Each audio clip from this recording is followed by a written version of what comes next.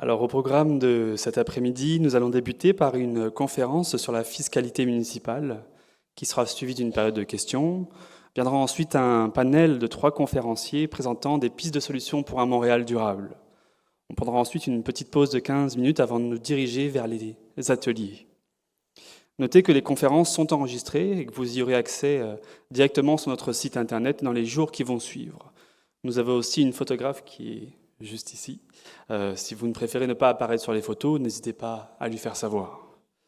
Alors, laissez-moi vous introduire à la première conférence d'aujourd'hui avec notre première intervenante, Maude Cornoyer-Gendron. J'inviterai peut-être Maude à me rejoindre directement sur le podium.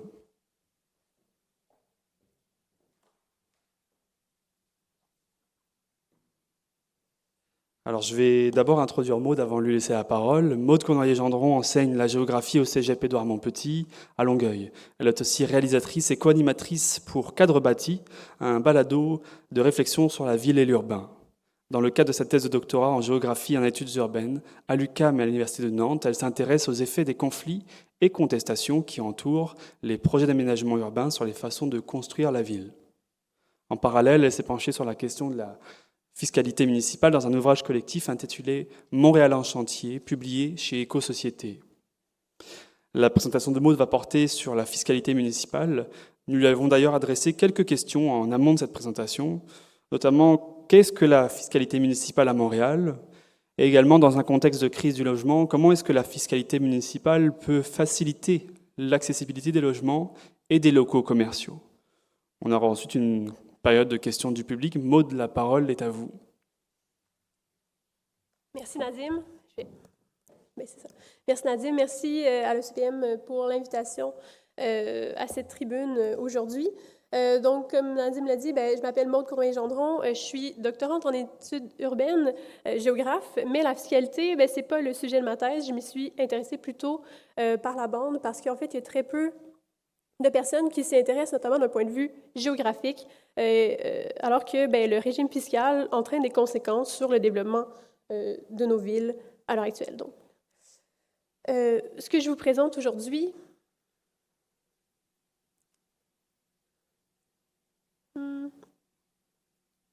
ce que je vous présente aujourd'hui, en fait, c'est le contenu d'un chapitre que j'ai rédigé en 2020, qui a été publié en 2021, qui est un peu le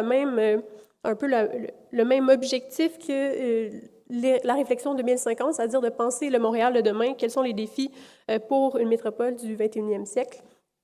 Et aujourd'hui, ce que je vais faire avec vous, c'est vous faire d'abord un portrait de la fiscalité de Montréal, ensuite identifier quelques problèmes associés à ce financement des villes-là qui se fait principalement par l'impôt foncier, pour ensuite essayer d'évoquer quelques pistes de solutions pour modifier la fiscalité, pour la rendre plus juste, de s'en servir comme un outil afin de construire des villes qui seraient plus justes et plus écologiques. Mais avant tout, je vous ai parlé d'impôt foncier, qui est souvent le mode de financement principal des municipalités au Québec. Donc, impôt, c'est un prélèvement obligatoire sans contrepartie directe qui est versé à un budget du gouvernement. Puis lorsqu'on parle d'impôt foncier, c'est un impôt qui est prélevé, qui est basé sur la propriété privée du sol, donc la propriété foncière. Il faut savoir qu'au Québec,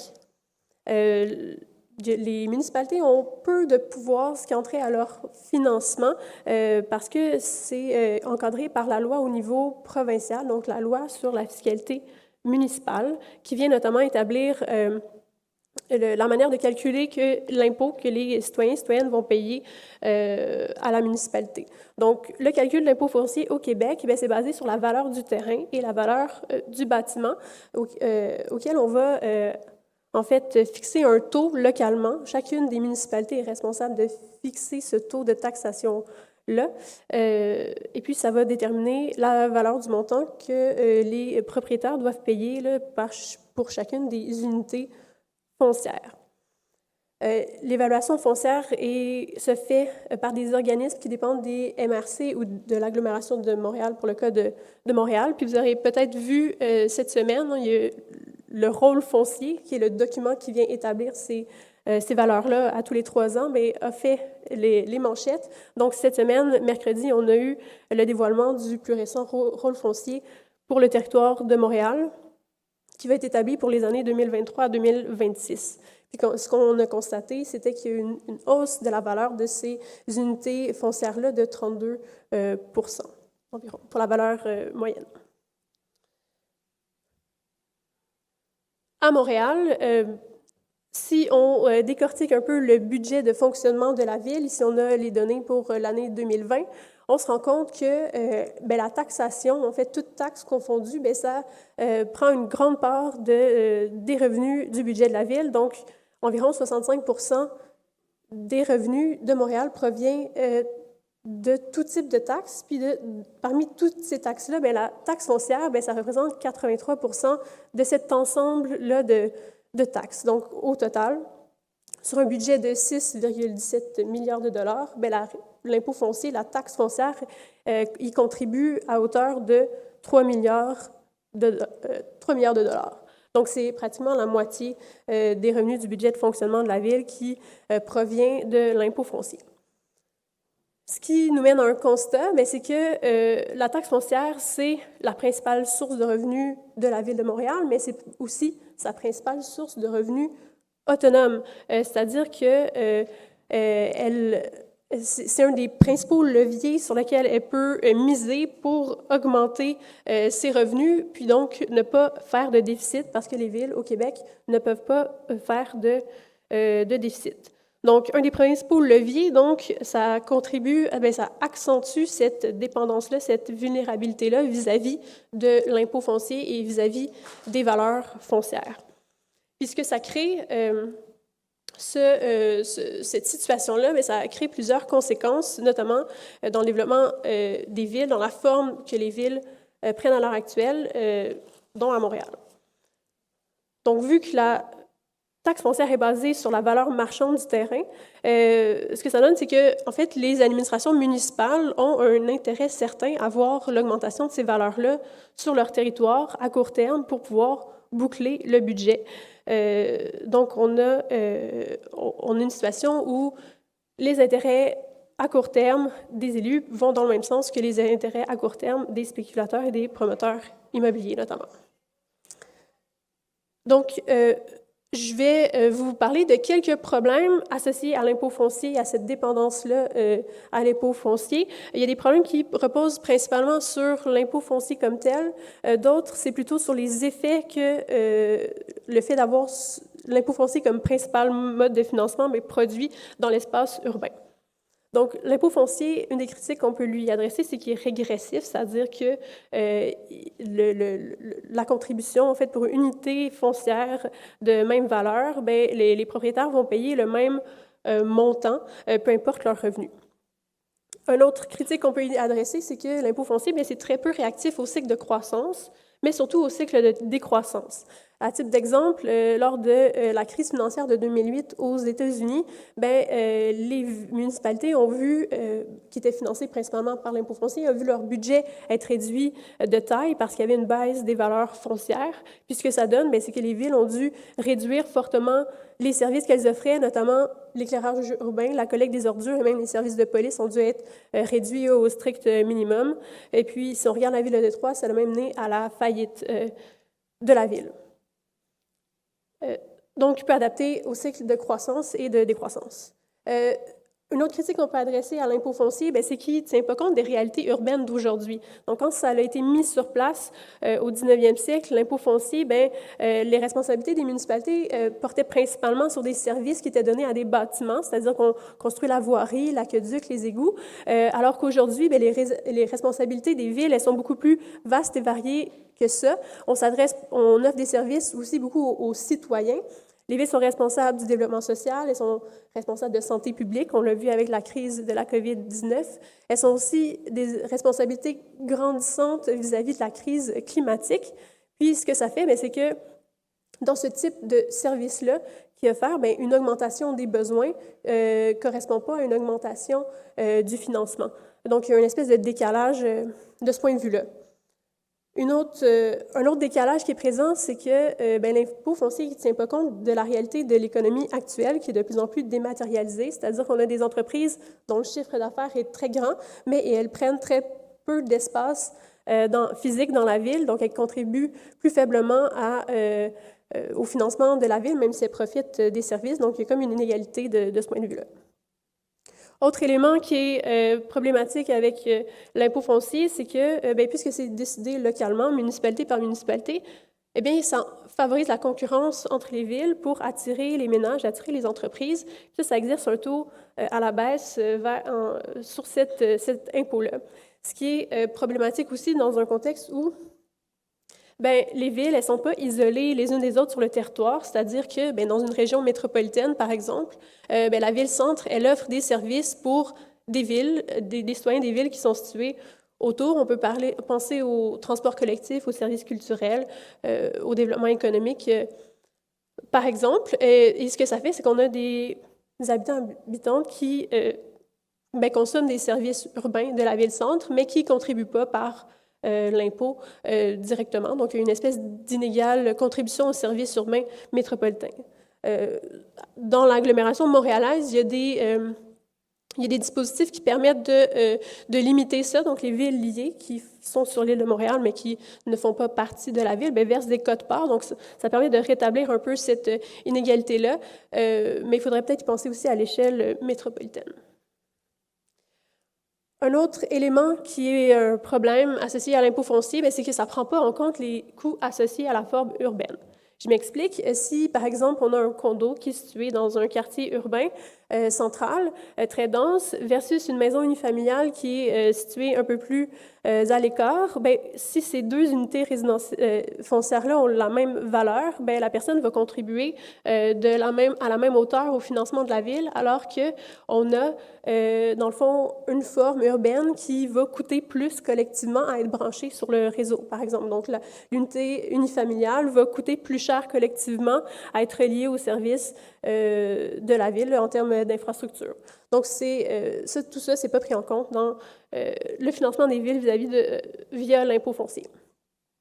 Ce que ça favorise aussi, le fait que les villes soient financées principalement par l'impôt foncier, c'est que il y a comme un incitatif à accepter toute forme de développement. Avec une vision à court terme, le but serait de boucler le budget. Donc, un déficit n'est pas possible.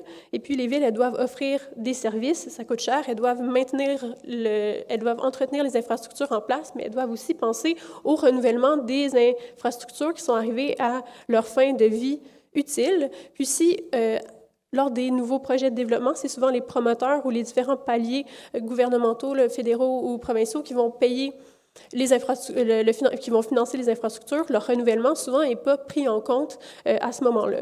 Ce qui fait que les villes qui voient leurs infrastructures arriver dans le fond, à leur fin de vie utile, elles sont un peu prises à accepter tout type de développement sans pouvoir nécessairement juger qui est bon ou mauvais de faire ce type de développement-là.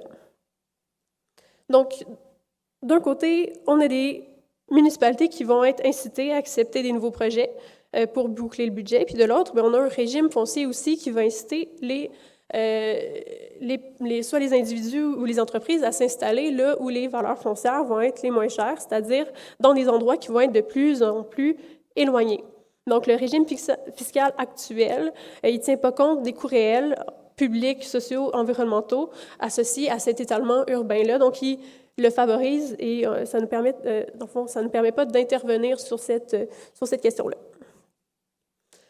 Un autre critique qui peut être adressé à un régime fiscal qui est basé principalement sur l'impôt foncier, c'est que ça encourage la spéculation foncière et la gentrification.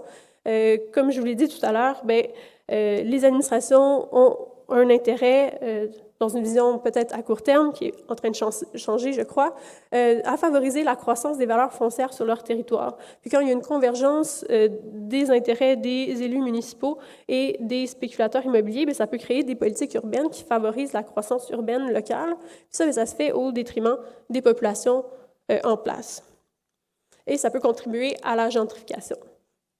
Donc, une forte activité immobilière localement, ce que ça fait, c'est que ça fait augmenter la valeur des de la valeur du foncier localement, donc une augmentation du montant des taxes à payer pour les populations, ce qui va entraîner une pression sur les populations habitantes, notamment sur les propriétaires modestes qui vont voir leur compte de taxes augmenter et peut-être ultimement ces personnes-là vont être incitées à vendre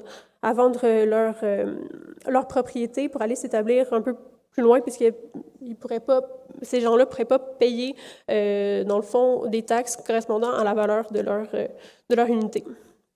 Ça exerce aussi une pression sur les locataires, puisque dans la loi, les profits des propriétaires sont protégés. Donc, une hausse des taxes qui sont foncières payées peuvent être transmises dans une augmentation des loyers. Donc, ce qui mène à, dans le fond, un régime fiscal actuel qui produit différentes choses sur le territoire, notamment un développement qui serait pas nécessairement adéquat d'un point de vue qualitatif. C'était pas ça qu'on souhaite pour le territoire. Et puis ça mène, dans le fond, ça c'est une phrase que j'ai entendue à maintes reprises, c'est on peut pas dire non à du développement. Et bien moi, ce que je crois, c'est qu'il faut qu'on puisse mettre des outils en place qui nous permettent, en fait, des conditions qui nous permettent de choisir quel type de développement on veut encourager sur notre territoire. Donc, que faire avec cette situation-là? Je présente différentes pistes de solutions, dans le fond, pour se servir de la fiscalité comme, dans le fond, un outil pour en arriver à bâtir des villes qui seraient plus justes, plus écologiques. Et la première catégorie d'intervention, ça serait de modifier l'impôt foncier tel qu'il est à l'heure actuelle, notamment en introduisant certains crédits d'impôt pour les propriétaires précaires, que ce soit des citoyens ou des commerces, mais aussi d'introduire différents paliers d'imposition. Donc, à l'heure actuelle, on a 2 paliers d'imposition à Montréal. Il y a qui est basé sur la valeur foncière de l'unité en question, qui est de plus ou moins 750 000 $. Ce que je proposerais, ça serait plutôt d'en créer déjà plus que 2 et de s'intéresser aux catégories de propriétaires, soit les propriétaires qui sont occupants, non occupants, ceux qui résident dans la ville de Montréal versus ceux qui résideraient à l'extérieur, même à l'extérieur du Québec ou à l'extérieur du Canada, par exemple.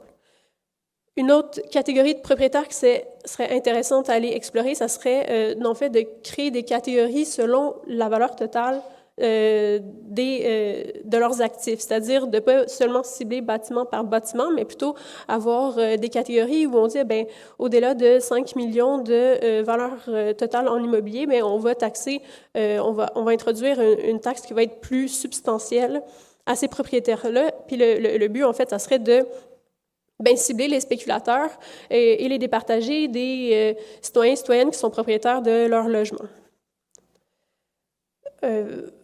Là aussi, je vous parle de potentiellement créer des paliers où dont les taux d'imposition seraient augmentés. En fait, ce qu'on doit prendre en compte en parallèle, c'est que c'est pas souhaitable que ces augmentations de taxes-là soient transférées vers les locataires, notamment. Donc, il est vraiment impératif d'encadrer les augmentations de loyers en parallèle avec des outils comme un régime des baux, par exemple. Un autre élément qui pourrait être apporté, une autre modification au régime actuel, ça serait d'arrêter certains régimes d'exception, comme par exemple les golfs et les raffineries profitent de congés de taxes substantielles. Donc, on pourrait se réinterroger en fait sur est-ce qu'on souhaite maintenir ces exemptions de taxes-là, alors que les coûts de ces occupations du sol-là sont quand même considérables sur l'environnement. Une autre avenue qui serait possible, ça serait potentiellement d'introduire un impôt sur le revenu. C'est quelque chose qui se fait en Suède notamment, ou dans certaines villes aux États-Unis, notamment en Pennsylvanie, c'est 17 % des revenus des villes qui provient d'un impôt sur le revenu. Donc, à l'heure actuelle, les villes ne sont pas en mesure d'établir un impôt sur le revenu. C'est seulement le gouvernement du Québec et le gouvernement canadien qui peuvent imposer les citoyens et citoyennes sur la base du revenu. Une autre avenue à explorer, ça serait celle de l'Allemagne où, en fait, pour remplacer l'impôt foncier, l'Allemagne a décidé de taxer plutôt les usages du sol, donc l'utilisation du sol, afin de cibler, favoriser des usages qui ont un plus faible impact sur l'environnement, puis, taxer plus les usages qui seraient dommageables sur l'environnement. Donc, par exemple, si on a une surface bétonnée, elle serait plus taxée qu'une surface végétalisée, ce qui permettrait aussi de moins taxer une entreprise d'agriculture biologique versus une entreprise d'agriculture industrielle traditionnelle. Donc, l'idée, ça serait, à partir du plan de zonage, d'établir, dans le fond, des taux différenciés pour en venir à favoriser des développements qui seraient plus intéressants du point de vue environnemental, notamment encourager des développements immobiliers qui seraient plus denses, qui seraient à proximité des infrastructures de transport versus des développements immobiliers qui seraient à proximité des infrastructures routières. Est-ce que c'est possible de faire une telle chose à Montréal? La réponse simple, c'est non, dans le sens où, à l'heure actuelle, c'est impossible de taxer selon l'usage du sol, donc l'utilisation du sol. C'est possible, par contre, de cibler certaines catégories et sous-catégories d'immeubles, puis d'appliquer un taux variable selon ces catégories-là. Mais toutefois, la localisation ne peut pas servir à définir une de ces catégories, ce qui est, en mon sens, une limite. Donc, impossible de taxer selon la localisation, mais en fait, ça pourrait être une avenue de modifier la loi au niveau provincial, bien sûr, pour permettre cette considération-là, à la fois de l'utilisation du sol et l'utilisation et la localisation aussi pour taxer plus fortement, par exemple, le développement de terrains qui sont situés au croisement d'autoroutes ou qui seraient situés à l'extérieur du périmètre d'urbanisation, par exemple. D'autres mesures qui peuvent être mises en place pour favoriser une diversification de la fiscalité municipale, donc de réduire cette dépendance-là à l'impôt foncier, c'est certaines mesures d'éco-fiscalité où, dans l'éco-fiscalité, on cherche à modifier les comportements en encourageant les activités favorables à l'environnement et en décourageant des activités qui seraient nuisibles à l'environnement ou d'aller chercher des fonds pour financer, par exemple, le transport en commun. Donc là, je vous en ai mis quelques-uns. On pourra peut-être y revenir, mais dans le fond, la taxe sur l'essence, elle est déjà en place. La taxe sur le stationnement, elle est en place à Montréal sur une petite partie au centre-ville. Ce serait potentiellement une option d'élargir le périmètre et potentiellement d'augmenter cette taxe-là. Il y a aussi, dans les nouvelles, on a parlé plus récemment des péages urbains, notamment de la taxe kilométrique. Donc, ça pourrait être une avenue à suivre, mais afin de réduire la congestion présente à Montréal. Il faut toutefois vraiment taxer, d'avoir pour les péages urbains, ce qui est important, c'est vraiment d'avoir le plus de paliers possible, pas seulement de catégories heure de pointe et hors heure de pointe, puis dans le fond, un péage urbain par cordon, donc par secteur, est plus favorable que dans le fond, d'avoir une tarification sur une infrastructure unique. Sinon, finalement, ce qui est important, c'est de penser cette fiscalité-là dans une vision globale pour la région métropolitaine, puisqu'effectivement, les villes ne sont pas isolées entre elles. Dans le fond, il faut penser aux effets d'une mesure fiscale sur le territoire qui est concerné, mais aussi les territoires autour. Puis, c'est important d'harmoniser la fiscalité pour ne pas créer d'étalement urbain à des endroits où il n'y aurait pas certaines mesures, par exemple. Voilà. Je vous ai aussi mis une petite liste d'autres possibilités, dans le fond, qui existent dans le régime fiscal actuel, qu'on pourrait aller creuser, notamment la notion de taxe foncière de secteur ou de taxe d'amélioration locale qui existe dans la loi actuelle et, dans le fond, qui permettrait de un peu contourner l'impossibilité de taxer selon la localisation. Par exemple, on pourrait introduire des taxes foncières d'amélioration locale du transport en commun pour des secteurs de croisement autoroutier. Puis si on la combine à une taxe sur les catégories d'immeubles, on pourrait avoir un immeuble non résidentiel commercial dans un secteur qui serait au croisement d'une autoroute, là, on aurait une surtaxe à cette localisation-là, peut-être pour décourager ce genre de bâti-là à cet endroit-là. Il y a aussi la possibilité d'introduire des compensations pour des services rendus. On peut penser au compteur d'eau, au poids des ordures, mais je souligne quand même qu'il faut prendre en compte à chaque fois les catégories de propriétaires pour ne pas démesurément taxer les simples citoyens, simples citoyennes. On pourrait aussi introduire des contributions lors de la délivrance de permis de construction, de lotissement, permis d'autorisation ou d'occupation. Puis, ces contributions-là pourraient varier selon les catégories de construction. Encore là, ça pourrait permettre d'aller dans le sens d'un impôt sur l'utilisation du sol, mais sans avoir à introduire cet impôt-là au niveau provincial. Donc, pour conclure, il y a différentes pistes qu'on peut explorer à court terme.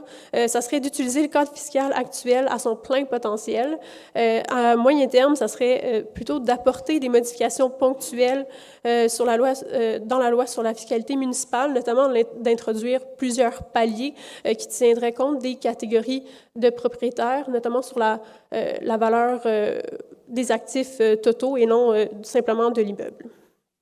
À plus long terme, je crois qu'il faut repenser le régime fiscal municipal, notamment en allant questionner des principes qui sont présents dans la loi, notamment celui où la fiscalité municipale n'a pas comme mandat de redistribuer les richesses, ou comme le principe de neutralité qui est présent dans la loi et qui stipule que on ne peut pas influencer on ne peut pas faut réduire au minimum les effets possibles sur les agents économiques. Alors que ce que je soutiens, c'est que dans le régime fiscal actuel, il y a des effets qui sont produits, puis c'est celui de la gentrification et de l'étalement urbain. Donc, la fiscalité municipale à l'heure actuelle n'est pas neutre et elle produit un développement qui n'est peut-être pas souhaitable pour les villes. Donc, je nous invite à repenser cette fiscalité-là puis essayer de s'en servir comme un outil pour arriver à des villes qui seraient plus justes et plus souhaitables.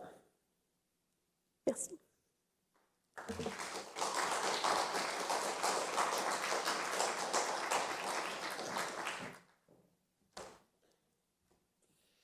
Merci beaucoup. Je prends ce micro. Merci beaucoup, Maud, pour cette présentation. Alors, on retient que la fiscalité municipale ne devrait pas être quelque chose de figé, et qu'il y a déjà des solutions qui se font ailleurs et qui pourraient aussi être très applicables à Montréal. Alors, nous allons prendre une quinzaine de minutes pour vous poser quelques questions. Laissez-moi vous rappeler quelques règles pour les interventions du public au micro. Tout d'abord, on vous demanderait de bien vouloir vous nommer et de nommer une organisation ou un groupe que vous représentez. Je vous inviterai aussi à rester concis, afin de permettre au plus grand nombre de personnes de poser une question dans la quinzaine de minutes qu'on a ici. Enfin, on est en train de respecter l'alternance homme-femme dans tous les tours de micro. Et vous pouvez vous lever et vous placer derrière le micro qui va être probablement sur la gauche ici. On en a un aussi à l'avant. En attendant, moi j'ai une première question pour toi, Maud. Si on mettait en application toutes les mesures que tu mentionnes ici, quel serait l'impact fiscal? Quel serait l'impact très concrètement sur les ménages et les petits commerçants à Montréal? Merci pour la question, Nadim. Mais comme j'ai mentionné, effectivement, on doit tenir compte de cet impact-là sur les petits commerçants, par exemple, ou les citoyens et citoyennes. Puis, en fait, les modifications sur le régime fiscal doivent absolument être accompagnées de mesures qui empêchent, par exemple, de transmettre ces augmentations-là vers les locataires, notamment. Mais aussi, l'idée, ça serait d'introduire plus de paliers pour cibler les spéculateurs et permettre d'aller les taxer un petit peu plus pour aller chercher cette richesse-là qui existe dans la ville, puis les distinguer, les spéculateurs, des propriétaires qui seraient des propriétaires ordinaires, qui seraient des citoyens et citoyennes qui sont propriétaires de 1 ou 2 d'unités foncières, par exemple, pour réduire cet impact-là. Merci beaucoup. Alors, j'aurais une première question à l'avant. Je vous en prie, allez-y.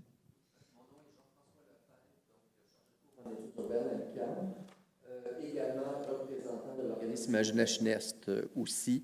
Donc, juste très brièvement, 3 pistes. J'appuie totalement l'écofiscalité avec toutes les différentes options. Je veux juste préciser qu'on avait travaillé déjà sur une étude où on montrait que pour une taxe régionale des espaces de stationnement pour l'ensemble du Grand Montréal, on peut aller chercher à peu près 2 milliards par année. Fait qu'il y a moyen de pousser encore plus dans cette direction-là, sans exclure péage urbain, taxe kilométrique comme celle qui est envisagée à Bruxelles. Deuxième chose, là, il y a une ouverture maintenant. Pour faire la transition, il y a quelque chose qui permettrait de à la fois partie du problème énergétique, écologique et fiscal. C'est en implantant des réseaux thermiques urbains dans tous les nouveaux développements, donc que la ville irait chercher la chaleur et le froid dans le sol. Nos estimés préliminaires, c'est 200 millions par année là, qu'on peut aller chercher pour le Grand Montréal. Donc, ce n'est pas rien. Et troisième suggestion, on sort des institutions municipales. Il faut changer les règles des institutions financières. Actuellement, quelqu'un qui va contracter, qui veut s'acheter une maison à Montréal, on va lui dire, voici ton revenu te permet d'aller chercher telle hypothèque, okay? Mais on ne tient pas compte du fait que le ménage a besoin de moins de voitures que s'il va s'établir en banlieue. On va séparer le prêt pour l'auto et le prêt pour la maison, au lieu de considérer que le fait d'être en milieu urbain, on a besoin d'une voiture de moins, on est capable de payer une hypothèque un petit peu plus grande, on peut aider les jeunes ménages à avoir accès à un financement. C'est bien mieux payer une hypothèque pour avoir l'argent qui nous reste que payer une voiture qui se déprécie. Donc ça, c'est un élément qui est complètement oublié dans le débat. C'est un petit élément, mais ça fait partie. Donc voilà, c'était 3 suggestions. Merci pour vos suggestions. Est-ce que Maude, tu aimerais peut-être réagir à ce qui a été dit? Oui, bien, simplement que Jean-François soulignait l'importance du montant qu'il pouvait aller chercher à l'échelle de la région métropolitaine. Puis encore là, bien, c'est ça, c'est de souligner, bien, la fiscalité doit être pensée à cette échelle-là parce que bien, on ne veut pas déplacer le problème ailleurs. Donc, c'est vraiment important d'avoir des mécanismes qui n'existent pas à l'heure actuelle, de prévoir, dans le fond, ces différentes échelles-là de la ville, de l'agglomération, mais aussi de la région métropolitaine. Est-ce qu'on aurait d'autres questions dans le public? Oui. Dominique Gilbert, puis je représente moi-même. J'ai une question. Vous avez parlé de l'impôt qui peut être recherché auprès du gouvernement fédéral ou du gouvernement provincial. Puis j'étais curieuse de savoir comment ça fonctionnait. Est-ce que c'est déjà préétabli, c'est un certain montant ou un certain pourcentage de l'impôt qui revient à la ville, ou bien est-ce que, tu sais, comment ça fonctionne? Oui, en fait, à l'heure actuelle, l'impôt sur le revenu n'est pas, en fait, est prélevé au palier provincial et fédéral, mais il n'y a pas de partie de cet impôt-là qui va redescendre vers les villes, comme c'est le cas en Suède, par exemple, où là, il y a l'Agence nationale qui prélève l'impôt sur le revenu sur l'ensemble du territoire, puis là, il y a une redistribution par la suite aux municipalités selon les besoins, ce qui peut quand même être intéressant. À l'heure actuelle, les transferts de ces paliers de gouvernement-là vers les villes, bien, c'est plutôt sur la construction d'infrastructures, puis dans des ententes là, de services relatifs à leur responsabilité de ville. Donc, il n'y a pas de lien direct. Là. Donc, les villes dépendent un peu du bon vouloir des gouvernements à ces paliers-là pour obtenir ces redistributions-là ou ces financements-là qui peuvent souvent être orientés aussi, être ponctuels, de dire, bien, on vous donne tant d'argent pour un programme, par exemple, de logement social ou un programme qui va vraiment être ciblé. Donc, les villes ont moins d'autonomie à ce niveau-là. Merci. Merci. Une prochaine question? Oui, bonjour. Bonjour, mon nom est Sébastien Minette. Je représente moi-même aussi. Ma question, c'est au niveau du pouvoir des villes de décider d'eux-mêmes. On a vu, je ne veux pas nécessairement pour cibler personne, mais on a vu, mettons, certains maires après l'élection des villes récentes qui ont dit « Ah ben nous, le développement durable, c'est bon pour ailleurs, mais nous, on a assez de citoyens. » C'est quoi qui fait que les villes ont ce pouvoir-là de décider à ce point-là? Je l'ai vu aussi dans une ville où est-ce que j'habite, à Ville-Mont-Royal, où est-ce qu'il y a un nouveau maire qui a dit c'est comme ça, puis est-ce que ça reste assez près du sujet ou... Mais c'est sûr que les villes ont une certaine autonomie, notamment du point de vue... je connais très bien le cas de Ville-Mont-Royal parce que c'est un des cas que j'ai étudié pour la thèse. Mais les villes ont quand même une autonomie au niveau municipal. Puis après ça, on a dans le plan d'urbanisme qui est en train d'être revu pour la Ville de Montréal. Mais la Ville de Montréal a son propre plan d'urbanisme. Donc, souvent, c'est ça qui qui peut orienter le type de développement qui va être fait et où. Donc, ça serait après ça, il y a une harmonisation qui se fait à l'échelle de l'agglomération, mais dans le cas de Ville-Mont-Royal, c'est ça, cette uniformisation-là à l'échelle de l'agglomération et manque de dents, peut-être, pour forcer ou contraindre les villiers, par exemple, à aller dans une direction plutôt qu'une autre. Donc, l'autonomie locale, c'est encore très important là, au Québec, là, dans la loi sur les cités et les villes. OK. Fait que le plan, pour l'instant, ne touche pas aux lois qui régissent la relation entre les villes et le gouvernement du Québec. À l'heure actuelle, je ne crois pas. Pour le plan d'urbanisme, non, il va devoir être adopté, mais c'est validé au niveau du ministère, puis ça redescend. Donc, c'est un peu il y a une circulation là, entre le ministère établit des objectifs généraux, les villes doivent y répondre dans leur plan d'urbanisme. Puis là, il y a une espèce de jeu de mise en conformité, puis c'est une négociation qui se fait. Donc, chaque plan d'urbanisme doit être validé par le ministère. OK, merci. Merci. Oui, une question ici. Je vous inviterai peut-être à prendre le micro à l'avant et à vous nommer. Judith Colombo, du collectif Récolte. Ma question, ce serait, est-ce qu'il y a des chantiers déjà amorcés pour changer puis améliorer la fiscalité dans le sens que vous le disiez? Puis, c'est quoi le rôle du citoyen? Comment le citoyen peut agir pour aller aussi dans ce sens-là? Donc, c'est quoi? Quel rôle on pourrait jouer? Oui, c'est vrai que le rôle du citoyen sur cette question-là semble très diffus, mais il y a clairement des demandes qui peuvent être faites au conseil de ville, au conseil municipal,